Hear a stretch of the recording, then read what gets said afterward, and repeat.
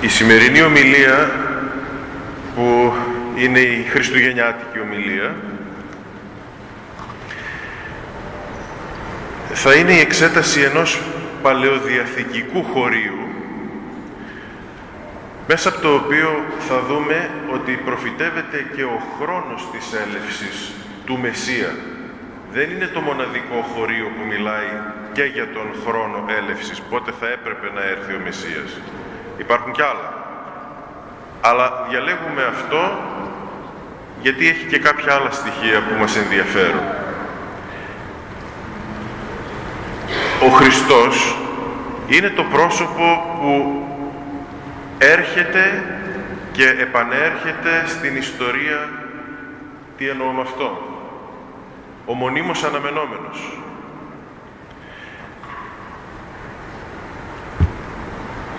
Προφητεύθηκε στην Παλαιά Διαθήκη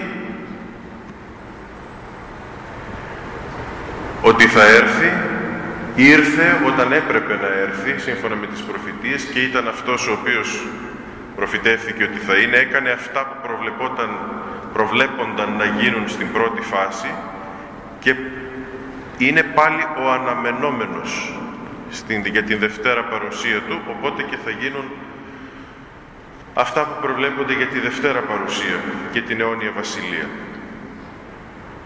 Σήμερα θα δούμε λοιπόν ένα χωρίο το οποίο μας μιλάει για την πρώτη έλευση του Χριστού, γιατί στα Χριστούγεννα γιορτάζουμε την πρώτη έλευσή του. Πρώτη είναι όταν γεννήθηκε στη Βιθλεέμ. Η δεύτερη ακόμα δεν έχει γίνει. Εν τω μεταξύ όμως να μην ξεχνάμε ότι είναι και μονίμως ερχόμενος καθημερινά στη ζωή αυτού και αυτών που τον θέλουν, που τον ζητούν, που τον πιστεύουν, που υποτάσσονται σε αυτόν, που ενώνονται σε αυτόν, που τον αγαπούν. Γι' αυτό και θα δείτε στην Αποκάλυψη περιγράφεται ο Θεός αυτός ο οποίος ήταν και είναι και έρχεται. Αυτά βέβαια ως γενική εισαγωγή. Σήμερα λοιπόν θα δούμε ένα χωρίο από τον προφήτη Μαλαχία. Και πριν δούμε αυτό το χωρίο, λίγο να πούμε για τον προφήτη Μαλαχία. Ο Άγιος προφήτης Μαλαχίας είναι ο τελευταίος όλων των προφητών της Παλαιάς Διαθήκης. Χρονολογικά, αν δούμε τους προφήτες, είναι ο τελευταίος. Και με τον προφήτη Μαλαχία πάβει το προφητικό χάρισμα στον Ισραήλ και ακολουθεί μια περίοδος μιας βαθιάς και θλιβερής σιωπής στον Ισραήλ. Δεν υπάρχουν πια προφήτες, δεν υπάρχει αποκάλυψη από το Θεό στον Ισραήλ. Αυτή είναι η λεγόμενη στους μελετητές μεσοδιαθηκική περίοδος. Η περίοδος ανάμεσα στην Παλαιά Διαθήκη και στην Καινή. Αμέσως μετά το Μαλαχία δεν έχουμε κανέναν προφήτη, υπάρχει σιωπή στον Ισραήλ μέχρι που εμφανίζεται ο Ιωάννης ο Βαπτιστής. Και προξενεί τεράστια εντύπωση στον Ισραήλ ότι ξανά έχουμε προφήτη ανάμεσά μας. Όμως ο Ιωάννης ο Βαπτιστής λέει, μην κοιτάτε σε μένα, εγώ έρχομαι για να ετοιμάσω το δρόμο για τον μεγαλύτερο από μένα που είναι, ενώ θα έρθει μετά από μένα, είναι πριν από μένα, για τον Χριστό. Πότε έζησε ο Μαλαχίας? Έζησε περίπου το 450 με 400 π.Χ. Είναι η εποχή που οι Εβραίοι έχουν επιστρέψει από τη Βαβυλώνια αιχμαλωσία και έχουν οργανωθεί ως κοινότητα στην Ιερουσαλήμ και στη γύρω περιοχή της Ιουδαίας γης. Έχει ξαναχτιστεί ο ναός. Αυτό είναι ένα κομβικό σημείο που θα δούμε σήμερα. Ο ναός ο οποίος του Σολομώντα, ο ναός, ο οποίος καταστράφηκε όταν έγινε η Βαβυλώνια αιχμαλωσία, ξαναχτίζεται όταν επιστρέφουν οι Ισραηλίτες με τον Ζωροβάβελ ως πολιτικό διοικητή και τον Έσδρα και τον Νεεμία ως θρησκευτικούς οργανωτές, ηγέτες, ας το πούμε έτσι, της κοινότητας. Και ο ναός υπάρχει, είναι πολύ φτωχότερος όμως από τον πρώτο ναό, είναι ο δεύτερος ναός. Πλην όμως λειτουργεί όσο μπορεί να λειτουργεί. Σε αυτό το ναό, θα το δούμε ίσως κάποια άλλη στιγμή, λέει στη γραφή χαρακτηριστικά, εκεί στα βιβλία Έσδρας Νεεμίας, ότι όσοι είχαν επιστρέψει από τη Βαβυλώνια αιχμαλωσία, γυραιοί, και θυμούνταν τον παλιό ναό πριν καταστραφεί, έκλαιγαν αφενός μεν γιατί αξιώθηκαν να ξαναδούν ναό χτισμένο, αλλά έκλαιγαν γιατί ήταν πολύ φτωχότερος. Σκεφτείτε ότι στο δεύτερο ναό δεν υπήρχε κυβωτός της Διαθήκης, δεν υπήρχαν τα Ουρίμ και τα Θουμίμ, τα πούμε μια άλλη φορά τι είναι αυτό, και ήταν εντυπωσιακό πως όμως έλεγαν ο Αγγαίος και ο Ζαχαρίας και ο Μαλαχίας ότι σε αυτός ο ναός θα είναι πιο ένδοξος από τον πρώτο. Παράδοξη δήλωση. Πάντως, ενώ οι Εβραίοι έχουν επιστρέψει, έχουν οργανωθεί και εθνικά και πολιτικά και στρατιωτικά και θρησκευτικά στα Ιεροσόλυμα, ήταν δυσαρεστημένοι με το Θεό και δεν το κρατούσαν μέσα τους, το έλεγαν φανερά, διότι κατά τη γνώμη τους ο Θεός καθυστερούσε να εκπληρώσει τις προφητείες των παλαιών προφητών. Αυτοί που τα λένε αυτά είναι σύγχρονοι του Μαλαχία. Και λένε πού είναι αυτά που μας έλεγαν οι παλαιοί προφήτες. Δεν εκπληρώνονται. Και έτσι επικράτησε ανάμεσα στο λαό απιστία, αταξία στην λατρεία στο ναό και χαλάρωση των ηθών. Αυτά τα τρία κακά έρχεται και τα στιγματίζει ο προφήτης Μαλαχίας. Είναι ένα πολύ μικρό βιβλίο, εμένα μου αρέσει πάρα πολύ, είναι διαλογικό. Ο προφήτης λέει, εσείς λέτε αυτό, αλλά ο Θεός απαντάει έτσι, και εγώ σας ρωτάω αυτό και εσείς μου λέτε εκείνο. Είναι ένα πολύ ζωηρό βιβλίο, μικρό και ζωηρό. Και αυτή την ξεπεσμένη κατάσταση την οποία μας μεταφέρει ο Μαλαχίας την καταπολεμά. Θέλει να βάλει τους ανθρώπους πάλι στο σωστό δρόμο τους Ισραηλίτες. Μην χάνετε την πίστη σας, μην ατακτείτε στη λατρεία, μην απεμπολείτε το ήθος, τις εντολές του Θεού. Και επειδή λοιπόν ήταν δυσαρεστημένοι και έλεγαν συνέχεια και πού είναι ο Κύριος, και πού είναι ο Κύριος, και πού είναι η εκπλήρωση των προφητιών, ο Μαλαχίας, το Άγιο Πνεύμα δηλαδή, ως Θεός που είναι, μιλάει δια του Μαλαχία και απαντάει στους Ισραηλίτες. Ο Κύριος τον οποίον θέλετε και προσδοκάτε ότι θα έρθει, θα έρθει. Θα έρθει ξαφνικά. Ετοιμαστείτε γι' αυτό. Και όταν έρθει, θα φέρει κρίση μαζί του και κάθαρση. Ετοιμαστείτε γι' αυτό. Το βιβλίο του Μαλαχία έχει δύο μεσιανικές προφητείες. Εμείς σήμερα θα ασχοληθούμε με τη μία. Η προφητεία αυτή είναι πολύ χαρακτηριστική, πολύ ωραία. Θα τη δούμε σε ακριβή μετάφραση από το εβραϊκό πρωτότυπο, στα νεοελληνικά βέβαια μεταφρασμένη. Έχει ωραίο λογοτεχνικό ύφος και θέλει προσοχή στις λέξεις που χρησιμοποιεί για να δούμε ακριβώς τι θέλει να πει. Λέει, συνοπτικά σας το λέω από πριν, ότι λέει ότι ο ίδιος ο Θεός του Ισραήλ θα έρθει για να συνάψει διαθήκη αφού πρώτα στείλει προάγγελό του. Και όπως περίμεναν οι πιστοί Εβραίοι, γιατί είχε προφητευθεί η σύναψη Νέας Διαθήκης ήδη από τον Ιερεμία, θα εκπληρωθεί αυτή η λαχτάρα σας. Άρα η προφητεία που θα ακούσουμε και θα αναλύσουμε μας πληροφορεί πότε θα εμφανιστεί αυτός ο οποίος θα συνάψει την αναμενόμενη Διαθήκη, την Νέα Διαθήκη, δηλαδή την Καινή Διαθήκη, πότε θα έρθει, το χρονικό όριο, μέχρι, μάλλον ακριβέστερα να το πω, μέχρι πότε πρέπει να τον περιμένουμε. Αν περάσουμε αυτό το όριο, δεν υπάρχει περίπτωση να έρθει.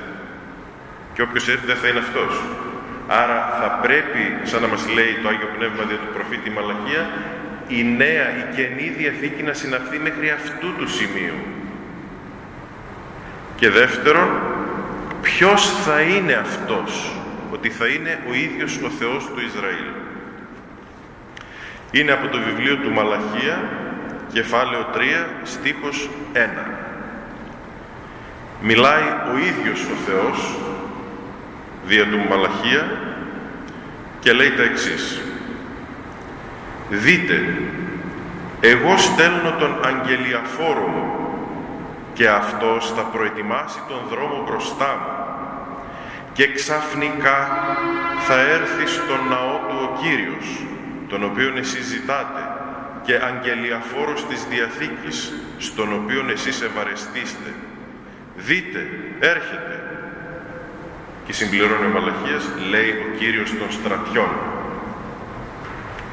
Για να δούμε λοιπόν τι λέει το κείμενο. Είναι πραγματικά πολύ ενδιαφέρον. Το κείμενο ξεκινάει με τη φράση «δείτε». Το έχουμε πει και πάντα το τονίζουμε στην Γραφή, η έκφραση «δείτε», να, όπως θα λέγαμε εμείς, να, μπροστά σας, δηλώνει την αναγγελία για κάτι το εξαιρετικό το οποίο μέλει να ακολουθήσει, σημαντικό, θαυμαστό πράγμα. Γι' αυτό και οι ακροατές καλούνται να εντείνουν την προσοχή τους. Αυτό το βλέπουμε σε όλη τη Γραφή. Πάρτε για παράδειγμα από την Παλαιά Διαθήκη, θα το ακούσουμε.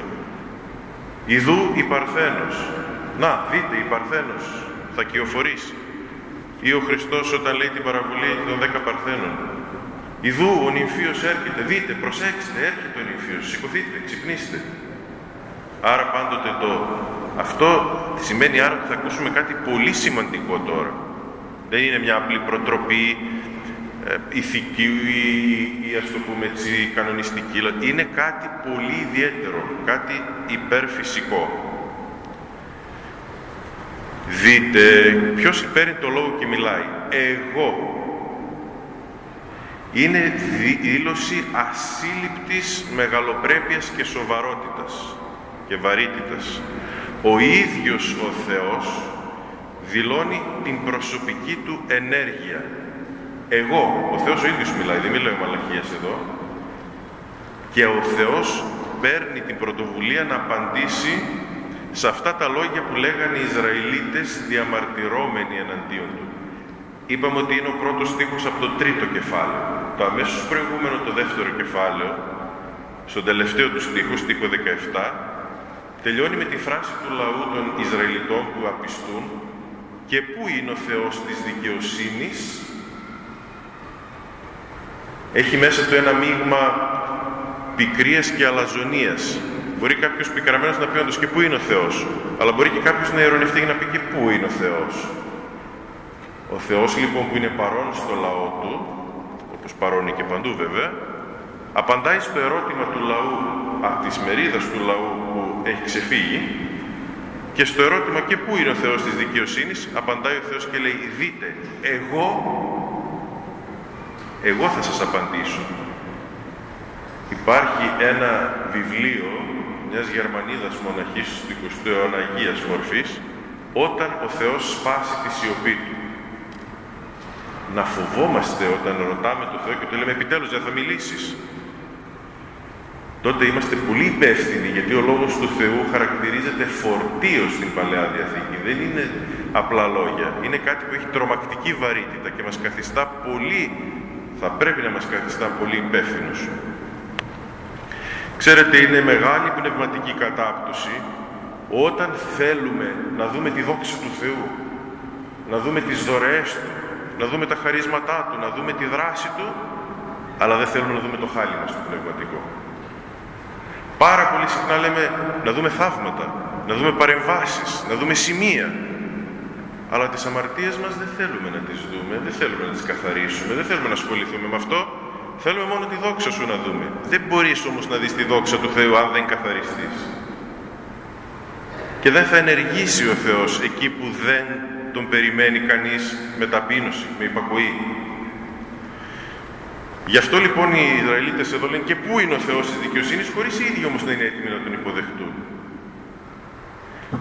Και βλέπουμε ότι οι άνθρωποι αμφιβάλλουν, αμφισβητούν, ασεβούν, αλλά ο Θεός παρόλα αυτά λέει «εσείς είστε μέσα στην αμφιβολία, είστε μέσα στην απιστία, είστε μέσα στην επανάσταση, εγώ σας απαντώ».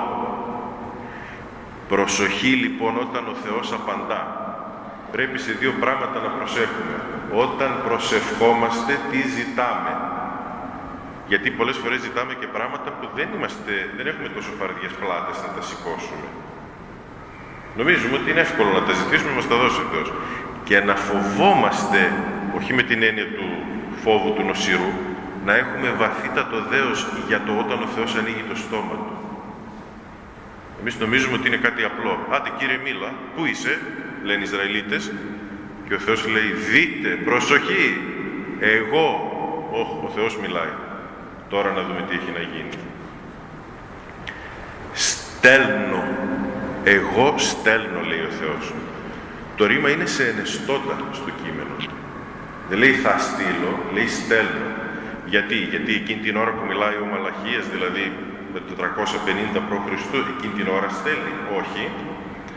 Γιατί τον απεσταλμένο που θα στείλει είναι τόσο βέβαιο ότι θα τον στείλει, σαν να είναι εκείνη την ώρα.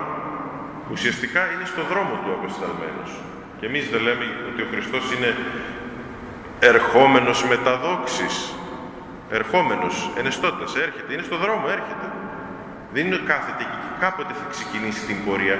Είναι ήδη στην πορεία προς τη συνάντησή μας. Άρα πρέπει και εμείς να ετοιμάσουμε τη δική μας συνάντηση. Και θα το δούμε λίγο παρακάτω τι ωραία που το λέει ο Μαλαχίας. Αυτό στην Παλαιά Διαθήκη, στις προφητείες, βλέπουμε ότι ενώ προφητεύεται κάτι, πολλές φορές χρησιμοποιείται ο ενεστώτας ή και ο αόριστος ακόμα. Είναι ο λεγόμενος προφητικός αόριστος. Για να δηλωθεί ότι αυτό που προφητεύεται είναι τόσο βέβαιο ότι θα γίνει, όσο σαν να γίνεται τώρα δα, ή ότι έχει ήδη γίνει κιόλας. Θα ακούσουμε σε λίγες μέρες «Παιδίον εγεννήθη ημίν, Υιός και εδόθη ημίν». Ένα παιδί γεννήθηκε για μας, ένας γιος και δόθηκε σε μας. Αυτό είναι προφητεία. Θέλει να πει ουσιαστικά οπωσδήποτε θα γεννηθεί και θα δοθεί. Σαν να έχει γίνει ήδη αυτό το πράγμα. Γι' αυτό δεν λέμε ότι είναι γεγονός, είναι γεννησόμενο. Θα γίνει, αλλά είναι τόσο βέβαιο σαν να έχει ήδη γίνει. Άρα όταν λέει ο Θεός εγώ στέλνω, προσέξτε τη βαρύτητα, εγώ ο Θεός, όχι ένας άνθρωπος, δεν μιλάει εσείς και εγώ, που άλλα λέμε και άλλα κάνουμε. Εσείς ρωτάτε λοιπόν, αμφιβάλλετε, λοιπόν εγώ ο Θεός σας απαντάω. Εδώ πρέπει να μας ταπεινώσει αυτό, να μας συμμαζέψει. Στέλνω, ήδη έχω βάλει στο δρόμο το σχέδιο. Εσείς νομίζετε ότι εγώ κάθομαι αδρανής, λέει ο Θεός. Εγώ όμως έχω βάλει ήδη σε ενέργεια και στέλνω τον αγγελιαφόρο μου. Εδώ τώρα, επειδή η λέξη αυτή θα τη δούμε και παρακάτω δύο φορές, θα εξηγήσουμε ότι είναι δύο διαφορετικά πρόσωπα. Που καταλαβαίνουμε ότι είναι διαφορετικά γιατί από τη δουλειά που κάνει το καθένα. Άρα ο Θεός διαβεβαιώνει ότι θα στείλει ένα συγκεκριμένο άνθρωπο ως αγγελιαφόρο δικό του για συγκεκριμένη αποστολή. Ποιος είναι αυτός και ποια είναι αυτή, το βλέπουμε αμέσως στο επόμενο. Και αυτός θα προετοιμάσει τον δρόμο μπροστά μου. Στον αρχαίο κόσμο υπήρχε η εξής πρακτική. Όταν ήταν να πάει ένα επίσημο πρόσωπο σε μια πόλη, πήγαινε πρώτα ένας να αναγγείλει ότι θα έρθει. Εν ταυτό όμως αυτός έβλεπε κι αν ο δρόμος είναι ομαλός για να περάσει η βασιλική άμαξα χωρίς πολλά ταρακουνήματα, γιατί δεν είχαν αυτούς τα οδικά συστήματα που έχουμε εμείς, αν και θα μου πείτε και τα δικά μας γεμάτα λακκούβες είναι, αλλά τέλος πάντων άλλο θέμα αυτό. Φρόντιζε λοιπόν ο αγγελιαφόρος να αναγγείλει τον ερχομό του επισήμου προσώπου, ώστε οι πολίτες να είναι σε γρήγορση, αλλά και να φτιάξει τον δρόμο, να τον ομαλοποιήσει, ώστε η βασιλική άμαξα, η βασιλική ακολουθία να περάσει από ίσιο καθαρό δρόμο. Αυτή η πρακτική, και θέλω να το προσέξετε αυτό, γιατί όταν θα κάνουμε ειδικό μάθημα για την εσχατολογία, θα μιλήσουμε πολύ για έναν όρο, τον οποίο και οι προφήτες και ο Παύλος παίρνουν από την πολιτική πρακτική του αρχαίου κόσμου. Ο όρος παρουσία, που εμείς λέμε η Δευτέρα παρουσία. Όταν ερχόταν ο βασιλιάς στην πόλη, έκαμνε παρουσία και οι πολίτες έκαμναν προϋπάντηση. Τι κάμναν δηλαδή? Βγαίναν από την πόλη, ετοίμαζαν το πεδίο και περίμεναν να έρθει ο βασιλιάς, τον υποδέχονταν και τον έβαζαν στην πόλη. Σας δίνω τώρα ένα στίγμα όταν θα κάνουμε το κεφάλαιο περί εσκατολογίας. Τι λέει ο Παύλος στην προς Θεσσαλονικής, το οποίο το διαβάζουμε σε κάθε κηδεία. Ότι όταν θα γίνει η παρουσία του Χριστού, όταν θα έρθει για δεύτερη φορά, εμείς, λέει, θα αρπαχτούμε στον αέρα να τον προϋπαντήσουμε. Παίρνει την εικόνα ο Παύλος του αρχαίου κόσμου που βγαίναν οι πολίτες από την πόλη να προϋπαντήσουν τον ερχόμενο βασιλιά. Αλλά τις λεπτομέρειες αυτού του χωρίου θα τις δούμε τότε. Ας δούμε εδώ τώρα τι γίνεται. Ο αγγελιαφόρος λοιπόν στέλνει ο Θεός αγγελιαφόρο μπροστά του. Ο Μαλαχίας δεν είναι ο μόνος που μιλάει για συγκεκριμένο αγγελιαφόρο τον οποίο ο Θεός θα στείλει για να ετοιμάσει τον δρόμο. Και ο Ισαΐας το λέει αυτό στο κεφάλαιο 40 στίχο 3, που προλέγει ότι ο Κύριος θα έρθει και θα προπορευθεί αγγελιαφόρος και θα ομαλοποιηθεί ο δρόμος. Κάθε φαράγγι, λέει, θα γεννήσει και κάθε λόφος θα χαμηλώσει. Δεν θα υπάρχουν ανομαλίες, θα είναι ίσιος ο δρόμος για να έρθει ο βασιλιάς και εμείς να πάμε προς αυτόν. Πρώτη παρατήρηση είναι η εξής. Από τον Μαλαχία που λέει αυτά τα λόγια μέχρι τον Ιωάννη δεν εμφανίστηκε ποτέ αγγελιαφόρος στον Ισραήλ, δηλαδή προφήτης που να αναγγείλει τον ερχομό του Κυρίου. Και αυτό θα το δούμε στο τέλος συνολικά. Δηλαδή μπορεί κάποιος να πει, και ξέρουμε ότι αυτός είναι ο Ιωάννης, ο βαπτιστής. Δεν εμφανίζεται κανένας μέχρι τότε, ο οποίος να ετοιμάσει. Ο Ιωάννης όταν εμφανίζεται τι κάνει ο καημένος? Φωνάζει και λέει, ετοιμάσατε την οδόν Κυρίου. Στην έρημο μέσα φωνάζει και τρέχουν όλοι να τον δουν. Ετοιμάστε, ετοιμάστε. Σκεφτείτε περίπου 450 χρόνια, ενώ ο Μαλαχίας λέει ότι θα έρθει ο αγγελιαφόρος, δεν εμφανίζεται κανένας. Παράδοξο, Αλλά αν υπήρχε και είχε εμφανιστεί, θα μπορούσαν να μας πούνε όσοι αρνούνται, μα δεν εμφανίστηκε κανένας. Και τι έκανε ο Ιωάννης? Ετοίμαζε τον λαό. Γιατί ο δρόμος στον οποίο θα περάσει τελικά ο Θεός δεν είναι ούτε η οδός Αριστοτέλους, ούτε η Μητροπόλεως, ούτε η Αγία Σοφίας. Είναι οι καρδιές μας. Ο Θεός έρχεται να γίνει κάτοικος εντός μας και εμάς να μας κάνει πολίτες της Βασιλείας Του. Άρα πρέπει να ετοιμαστούμε εμείς. Εμάς ετοιμάζει. Άρα η δουλειά του αγγελιαφόρου είναι να ετοιμάσει τους ανθρώπους. Και από τη στιγμή που ο Ισραήλ απέρριψε τον Μεσσία, δεν εμφανίστηκε πια στον Ισραήλ εδώ και 2.000 χρόνια κανένας χαρισματούχος, κανένας προφήτης. Αν όντως δεν ήταν ο Ιωάννης ο αγγελιαφόρος, θα έπρεπε να έχουν ακολουθήσει πολλοί που να ετοιμάζουν και δεν είχε έρθει ο Μεσσίας. Θα έπρεπε να έχουν έρθει πολλοί προφήτες ακόμα στον Ισραήλ για να ετοιμάσουν. Εδώ και 2.000 χρόνια όμως είχε κλείψει το προφητικό χάρισμα στους Εβραίους. Γιατί ο αγγελιαφόρος θα έρθει, αλλά θα δούμε μετά ότι έχει και χρονικό όριο. Δεν είναι, πώς το λένε, εντός τακτής προθεσμίας που λένε στα έγγραφα. Πάμε παρακάτω και λέει και ξαφνικά. Αυτό το ξαφνικά σημαίνει το απροσδόκητα. Θα μου πείτε, καλά, ξαφνικά θα πέρασαν 400 χρόνια να εκπληρωθεί. Βλέπετε όμως ότι ο Θεός έχει άλλον τρόπο μέτρηση του χρόνου. Μας το λέει. Ξαφνικά απροσδόκητα. Απροσδόκητα ως προς τη στιγμή που ο κόσμος δεν θα περιμένει καθόλου ότι τώρα είναι η ώρα να έρθει ο Μεσσίας. Είναι τραγικό ότι αν δούμε την Παλαιά Διαθήκη και κάνουμε τις συντεταγμένες περί τον Μεσσία και στραβός να είσαι, θα βγάλεις συμπέρασμα μέχρι πότε θα πρέπει να έχει έρθει, πού θα έρθει, τι θα κάνει κλπ. Άρα αυτό το ξαφνικά δηλώνει ότι ο λαός παρέμεινε εντελώς απροετοίμαστος για τον ερχομό του Μεσσία. Δεν έδωσε καμιά σημασία στην προφητική προετοιμασία. Σαν ένα μαθητή που όχι μόνο του δίνεις, του λέει εξετάσεις, του δίνεις και τα θέματα και δεν τα διαβάζει καθόλου και δεν βρίσκει τίποτα. Εντελώς απροετοίμαστος. Γι' αυτό και δείτε συνέχεια η προφήτησή του, ξυπνήστε, ακούστε. Δεν δίνει ο λαός τη δέουσα σημασία. Αυτό είναι και για μας τους χριστιανούς κάτι, για το δεύτερο ερχομό του Κυρίου. Εντός ολίγου το βλέπω. Ξαφνικά θα έρθει στον ναό του. Δεν θα έρθει κάπου αόριστα αυτός που αναμένουμε, τον οποίον θα μας προαναγγείλει ο αγγελιαφόρος που θα σταλεί. Θα έρθει στον ναό του. Πρώτη παρατήρηση. Εμείς λέμε εδώ ναός του Αγίου Γρηγορίου του Παλαμά, ναός της του Θεοσοφίας, ναός Αγίου Μινά.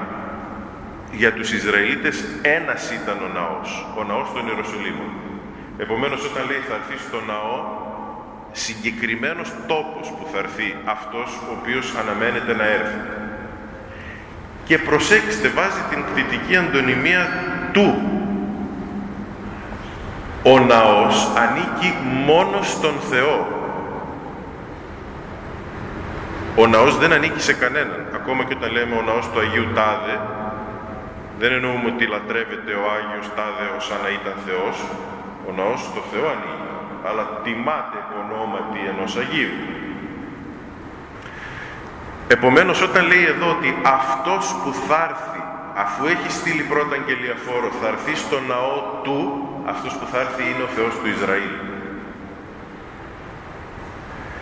Και ακριβώς αμέσως μετά, δηλαδή ο ιδιοκτήτης του ναού έρχεται στο ναό του. Ο Κύριος. Στο εβραϊκό η λέξη είναι Χα-Αντών. Χα, το οριστικό άρθρο, Αντών, ο Κύριος. Το έχουμε πει αυτό, Αντωνή. Πάντοτε στην Παλαιά Διαθήκη, όταν η λέξη Αντών έχει μπροστά το οριστικό άρθρο Χα-Αντών, η φράση πάντοτε μα πάντοτε δηλώνει τον Γιαχβέ, τον Θεό του Ισραήλ. Αλλά και να μην έλεγε αυτό, αφού λέει θα έρθει στο ναό του, ο ναός ανήκει μόνο στο Θεό του Ισραήλ, δεν ανήκει σε κανέναν άλλο. Άρα βλέπουμε εδώ ότι αυτός που θα έρθει, αφού έχει στείλει πρώτα αγγελιοφόρο, δεν θα είναι ένας οποιοσδήποτε άνθρωπος, άγγελος, θα είναι ο ίδιος ο Θεός του Ισραήλ, στον οποίο φυσικά ανήκει ο ναός του. Και θα έρθει στον ναό του. Βλέπετε εδώ μέσα σε τόσο πυκνό λόγο ο Μαλαχίας μας λέει αυτός που θα έρθει ποιος είναι, πού θα έρθει και ότι όταν έρθει θα είναι όλοι κοιμισμένοι και δεν θα του δώσουν σημασία. Παρόλο που θα έχει στείλει αγγελιαφόρο πιο πριν. Άρα,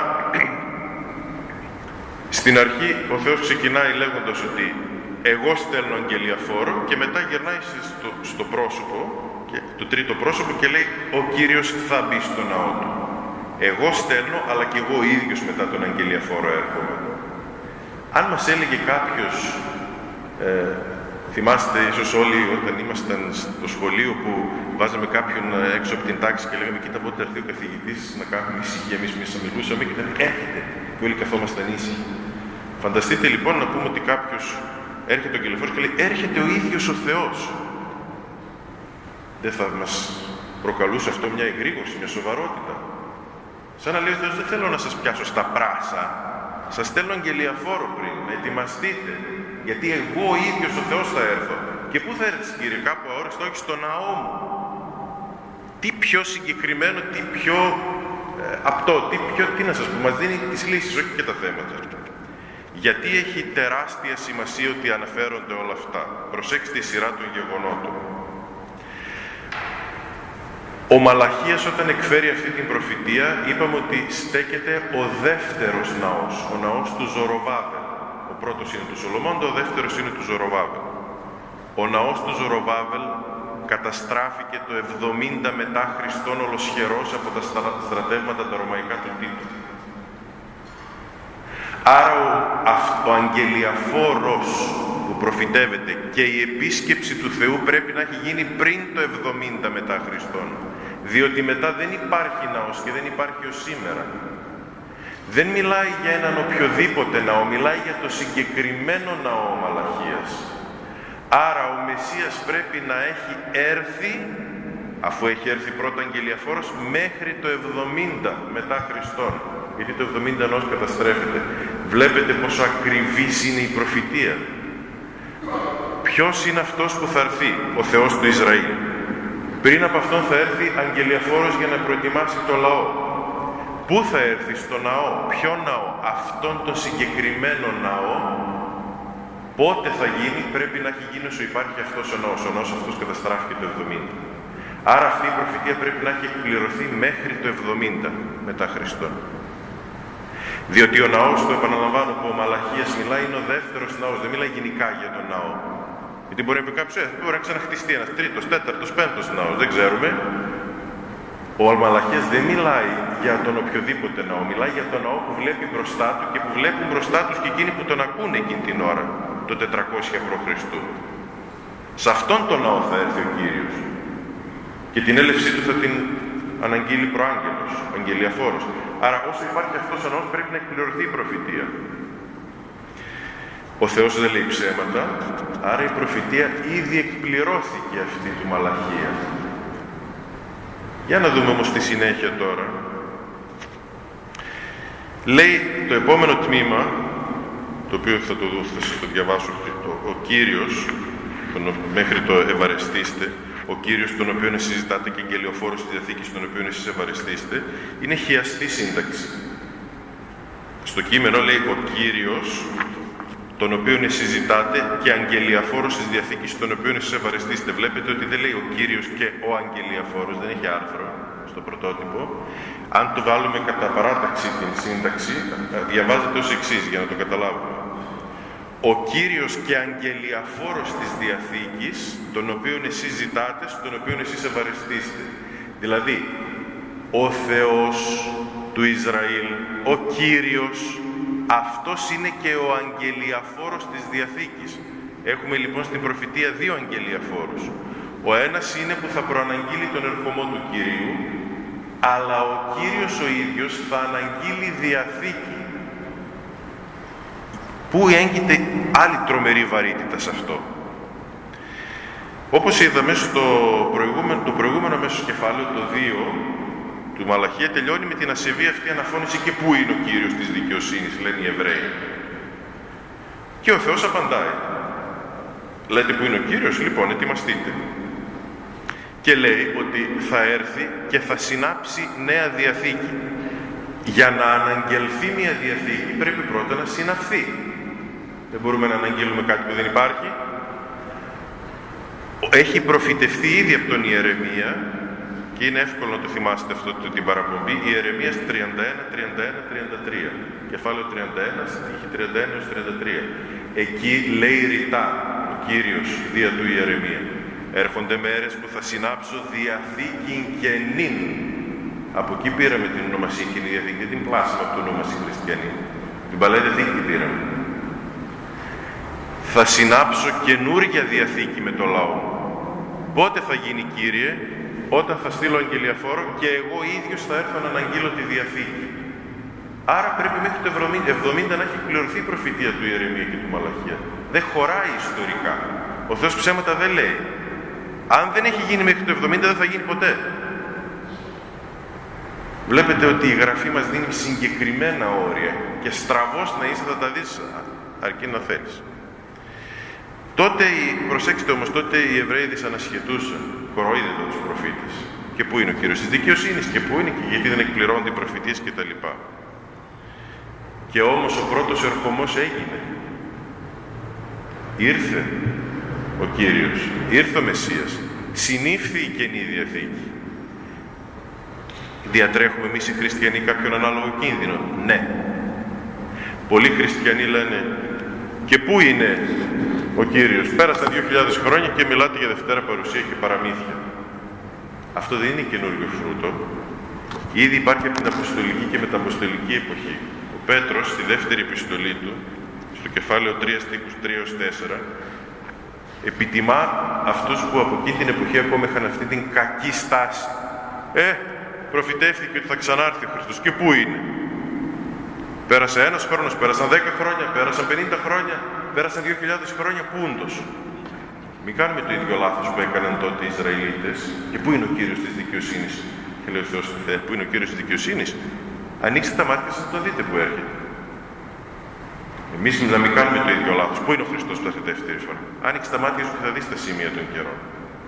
Τα όντως σημεία όμως, αυτά που λέει η Γραφή, όχι αυτά που φαντάζεται ο κάθε ένας που γράφει περίεργα σενάρια και κυκλοφορούν εδώ και εκεί και ο κόσμος τρομάζει άδικα.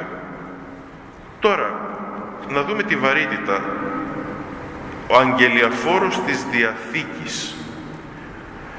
Στην Παλαιά Διαθήκη κανένας προφήτης, όσο άγιος και μεγάλος κι αν ήταν, δεν τόλμησε να πει ότι συνάπτει διαθήκη μεταξύ του Γιαχβέ, του Θεού και του λαού. Η σύναψη διαθήκης πάντοτε ήταν αποκλειστικό προνόμιο και αποκλειστική δυνατότητα και πρωτοβουλία του Θεού. Ο Θεός κάλεσε, ας πούμε ένα παράδειγμα, παίρνουμε μία από την Διαθήκη, τον Νόε, και κάνει τη συμφωνία ότι δεν θα ξανακαταστρέψει τον κόσμο με κατακλυσμό. Καλεί τον Αβραάμ και του λέει από απόγονό σου θα έρθει ο Μεσσίας. Καλεί τον Μωυσή ως εκπρόσωπο του Ισραήλ και συνάπτει την Διαθήκη στο Σινά. Την Διαθήκη με τον νόμο. Δεν είπε ο Νόε, Κύριε, εγώ θα κάνω μια Διαθήκη. Δεν είπε ο Αβραάμ, δεν είπε ο Μωυσής. Ο Θεός τους κάλεσε και τους είπε, εγώ συνάπτω Διαθήκη, εγώ την αναγγέλω. Άρα ο αγγελιαφόρος της Διαθήκης δεν είναι αυτός που θα αναγγείλει τον ερχομό του Κυρίου. Ο ίδιος ο Θεός του Ισραήλ, ο οποίος τη συνάπτει τη Διαθήκη, είναι αυτός που τη συνάπτει. Αποδεικνύεται και πάλι ότι ο Μεσσίας είναι Θεός, γιατί θα συνάψει Διαθήκη. Εξάλλου η φράση «ο αγγελιαφόρος της Διαθήκης» απαντά μία φορά σε ολόκληρη την Παλαιά Διαθήκη εδώ. Είναι εντυπωσιακό αυτό. Γιατί θέλει να δείξει ότι δεν είναι απλώς κάποιος ο οποίος λέει «ακούσατε, ο Θεός έκανε Διαθήκη». Είναι αυτός ο οποίος την συνάπτει τη Διαθήκη και την παρουσιάζει, ας το πούμε, στο λαό. Την κοινοποιεί, την γνωστοποιεί, την αγγέλει στο λαό. Αυτός όμως ο αγγελιαφόρος της Διαθήκης θα έρθει στο ναό για να συνάψει τη Διαθήκη, αλλά πρώτα θα στείλει αγγελιαφόρο. Και πολλοί μπερδεύουν εδώ ποιος είναι ποιος. Άλλος ο πρώτος αναγγέλει τον Κύριο τον Θεό που θα έρθει. Ο Κύριος ο Θεός αναγγέλει, συνάπτει τη Διαθήκη και την αναγγέλει. Αυτό έκανε ο Ιησούς. Και συνήψε Διαθήκη, την Καινή Διαθήκη, και την ανήγγειλε. Και πριν την κάνει και αφού την έκανε. Θυμάστε το χωρίο που λέγαμε στη Χριστολογία, που θα τη συνεχίσουμε με το καλό το νέο έτος. Και να σημειώσω εδώ κάτι για το νέο έτος. Λοιπόν, τι λέει ο Χριστός? Η σάρκα μου την οποία εγώ θα δώσω. Και όταν έρχεται η ώρα και δίνει τη σάρκα του και το αίμα του στη ευχαριστία, τι λέει? Αυτό είναι το ποτήρι της καινούριας Διαθήκης. Δηλαδή ο Χριστός αναγγέλει ότι θα συνάψει τη Διαθήκη, τη συνάπτει και τη γνωστοποιεί. Αυτός είναι ο αγγελιαφόρος της Διαθήκης, ο οποίος έχει και αυτός αγγελιαφόρο, τον Ιωάννη τον Βαπτιστή. Άρα αυτό το χωρίο, όπως και όλα τα μεσιανικά χωρία, μας αποδεικνύουν ότι ο Μεσσίας που προφητεύεται στην Παλαιά Διαθήκη είναι Θεός. Δεν είναι άγγελος, δεν είναι άνθρωπος, είναι Θεός. Διότι λύνει το πρόβλημα της αμαρτίας και συνάπτει Διαθήκη, κάτι που μόνο Θεός μπορεί να το κάνει. Ούτε άγγελος, ούτε άνθρωπος. Έχει ένα ωραίο χωρίο στο 63ο κεφάλαιο του Ισαΐα που λέει ότι ούτε άγγελος, ούτε άνθρωπος, αλλά αυτός ο Κύριος μας έσωσε δια το φίδεσθε ημών, επειδή μας λυπάται. Όχι άγγελος, όχι άνθρωπος, αλλά ο ίδιος ο Κύριος ήρθε και μας έσωσε, επειδή μας λυπάται. Άρα, ανακεφαλαιώνω, θα έρθει ο Κύριος του ναού, δηλαδή ο Θεός του Ισραήλ, στον ναό του και θα συνάψει και θα εξαγγείλει καινούρια Διαθήκη. Άρα αυτός ο οποίος με προάγγελο έρχεται, ο Ιησούς, είναι Θεός. Είναι ο Θεός του Ισραήλ. Συνάπτει Διαθήκη καινούρια με το λαό του και την αναγγέλει. Για να δούμε τη συνέχεια. Πώς τελειώνει η προφητεία? Δείτε, Ξανά δείτε, για δεύτερη φορά μέσα σε λίγη ώρα, μέσα στην ίδια παράγραφο, μέσα στην ίδια προφητεία, δύο φορές δείτε. Σαν να μας λέει ο Μαλαχίας, προσέξτε καλά αυτά που σας λέω. Δεν είναι τρεις γραμμές ένα στίχος είναι όλος και όλος. Μαλαχίας 3:1. Ένα στίχος. Δύο φορές δείτε. Τρομακτική βαρύτητα ο λόγος. Δείτε, έρχεται. Το ξαναλέει, το επαναλαμβάνει για να επιβεβαιώσει απολύτως ότι ο Κύριος είναι καθοδόν. Δεν έχει λησμονήσει την υπόσχεσή του, δεν έχει αναβάλει το σχέδιό του, δεν έχει ανακαλέσει την απόφασή του, και εσείς που δυσπιστείτε και αμφιβάλλετε και φοβάστε και όσοι μεν δεν πιστεύετε σοβαρευτείτε, και όσοι έχετε αρχίσει να χάνετε το θάρρος σας, πάρτε θάρρος. Είναι καθοδόν ο Κύριος. Εντείνετε την προσοχή σας. Ποιος είναι αυτός? Ο Κύριος των στρατιών, ο Θεός του Ισραήλ. Άρα αφού ο Θεός δίνει στην προσωπική του θεία μεγαλειότητα υπόσχεση, είναι κάτι που οπωσδήποτε θα γίνει. Και έγινε αυτή η πρώτη έλευση. Έγινε η σύναψη της Καινής Διαθήκης. Τώρα προσέξτε, το πλέον σημαντικό γεγονός της ζωής του καθενός είναι η συνάντηση με τον Χριστό. Πολλοί άνθρωποι λένε, τι στάδια είχα στη ζωή μου, ξέρω εγώ, ας πούμε, πέρασα σε αυτή τη σχολή, έκανα αυτή την επιχείρηση, πέτυχα τούτο, πέτυχα το άλλο, συνάντησα αυτό, συνάντησα εκείνον. Ωραία και καλά όλα αυτά. Πολλά από αυτά θα μείνουν μόνον εδώ, χωρίς να σημαίνει ότι είναι άχρηστα, αλλά θα μείνουν μόνο εδώ. Παρένθεση να σας πω, σε έναν από τους Αγίους εποχής μας πήγε ένας Κύριος και του λέει, πέθανε η γυναίκα μου. Και ήταν παρηγόρητος. Και λέει, η γυναίκα μου, λέει, ξέρετε, ήταν και καθηγήτρια στο πανεπιστήμιο και σκέφτομαι να βάλω μέσα στο φέρετρο το πτυχίο. Και του λέει ο Άγιος, βέβαια, γιατί στον παράδεισο δεν μπαίνει να με δείξει πτυχίο. Αυστηρός μέσα σε χιούμορ. Θέλω να πω όμως ότι παρόλες τις συναντήσεις για τις οποίες καυχόμαστε και τις οποίες επιδιώκουμε σε αυτόν τον κόσμο, για μία η οποία είναι παγκόσμια, με την έννοια ότι είναι πανέμορφη, έχει όλον τον κόσμο μέσα, και υπερκόσμια, τη συνάντηση με τον Χριστό δεν δίνουμε και πολύ σημασία. Ο Μαλαχίας όμως λέει, δείτε, έρχεται. Έρχεται. Έρχεται όχι γενικά και αόριστα, έρχεται σε σένα, σε σένα, σε σένα, σε μένα, σε σένα, σε μένα, σε σένα. Έρχεται. Κάνε προτεραιότητα τη ζωή σου τη συνάντηση με τον Χριστό. Είναι μια συνάντηση που θα ξεκινήσει και δεν θα τελειώσει ποτέ. Και όλα τα άλλα μέσα θα τα βάλει ο Χριστός και θα έχουν αξία. Αλλά χωρίς αυτήν τη συνάντηση όλες οι άλλες θα είναι ένα τίποτα. Δείτε, έρχεται δεύτερη φορά στον ίδιο λόγο ο Μαλαχίας. Τι τραγικό πράγμα, οι προφήτες να καλούνε στην αλήθεια, να καλούν σε εγρήγορση και όλος να κοιμάται. Σιωπή, η Ελλάδα κοιμάται, που έλεγε επιγραφή. Ο Κύριος των στρατιών. Και τώρα για να δούμε λίγο, συνοψίζοντας όλα αυτά που είπαμε. Βλέπετε τι ωραία που τα ανοίγω, τα έχω έτσι, εξαπλωμένα.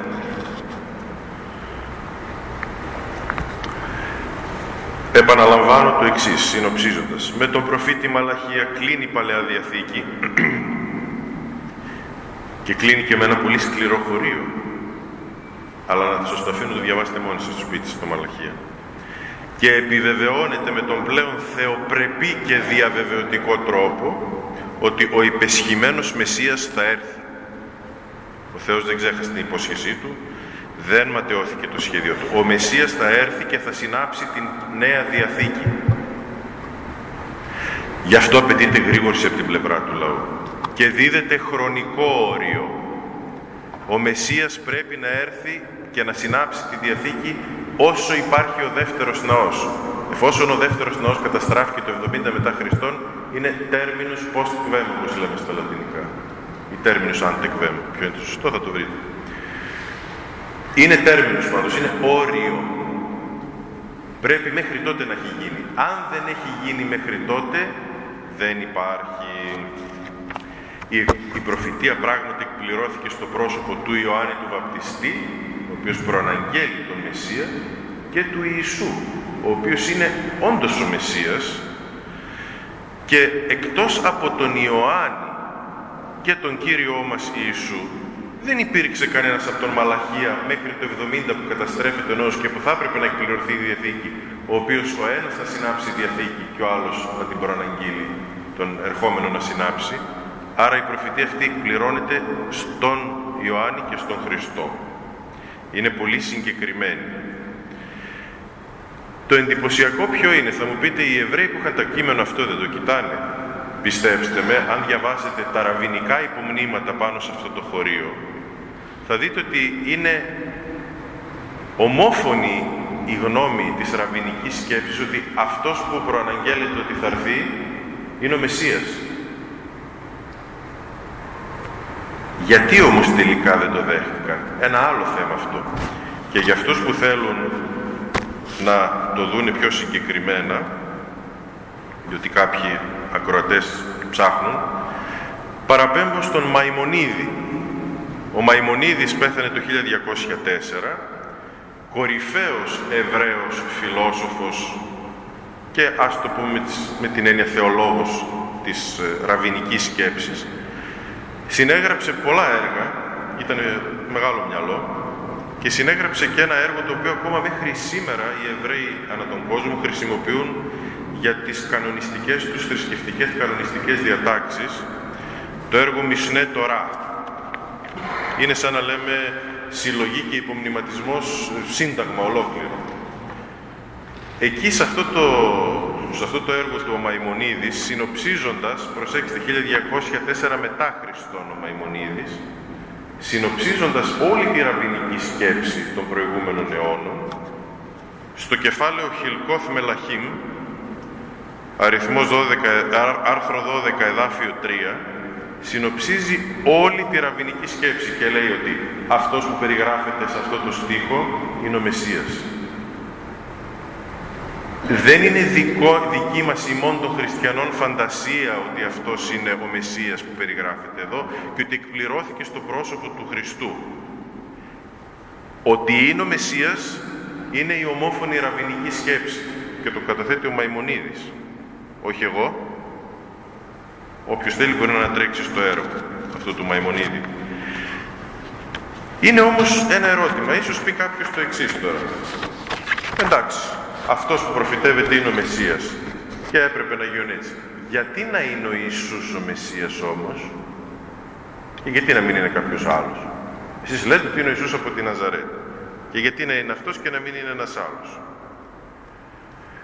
Εάν κάποιος πει ότι ο προφητευόμενος εδώ Μεσσίας δεν είναι ο Ιησούς ο Ναζωραίος, θα πρέπει να προσπαθήσει να καταργήσει όλες τις μεσσιανικές προφητείες της Παλαιάς Διαθήκης, οι οποίες βρίσκουν εκπληκτική εφαρμογή στο πρόσωπο του Ιησού από τη Ναζαρέτ.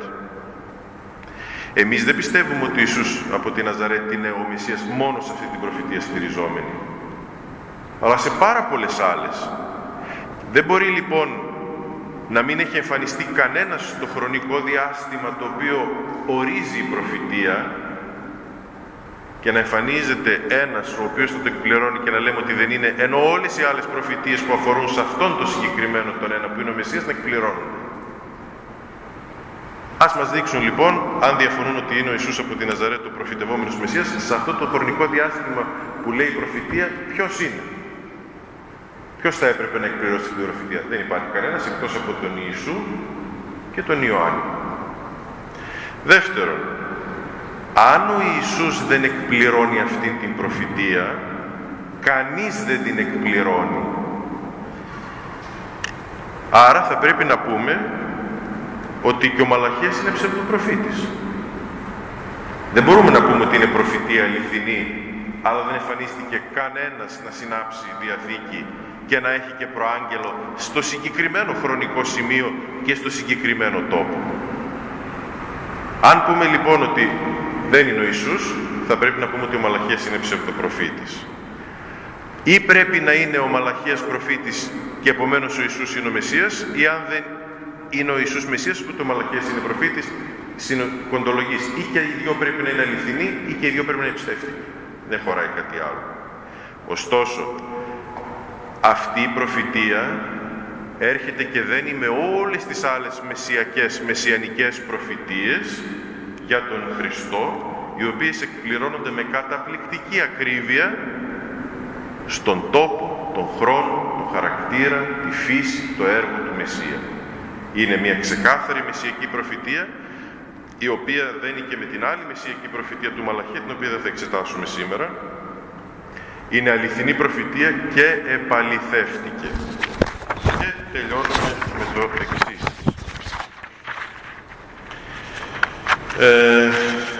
Είναι πολύ σύντομη προφητεία, όμως μας δίνει πάρα πολύ σημαντικά στοιχεία. Είπαμε, μας δίνει τον τόπο, τον χρόνο, αλλά μας δίνει και τη φύση του προσώπου του Μεσσία. Ο Μεσσίας θα είναι ο ίδιος ο Θεός του Ισραήλ. Και για να λέει ότι ο Θεός του Ισραήλ θα έρθει στο ναό του, πρέπει να έρθει με έναν τρόπο που να είναι αντιληπτός από εμάς τους ανθρώπους. Και όταν θα έχει προάγγελο, άρα ο προάγγελος θα προαναγγείλει κάτι το οποίο θα αντιληφθούμε. Βλέπετε εδώ κατά έναν πολύ έμεσο τρόπο δείχνει και την ενσάρκωση του Θεού, ότι θα έρθει με τρόπο αντιληπτό, αλλιώς πώς θα πούμε ότι ήρθε ο Θεός.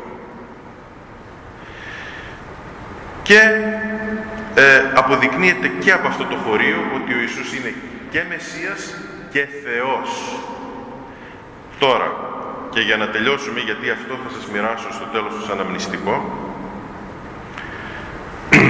την Καινή Διαθήκη που έρχεται και βλέπουμε ότι αυτός που θα έρθει θα τη συνάψει και θα την αναγγείλει, ο Χριστός πώς τη συνήψε? Με τον θάνατο και την Ανάστασή του.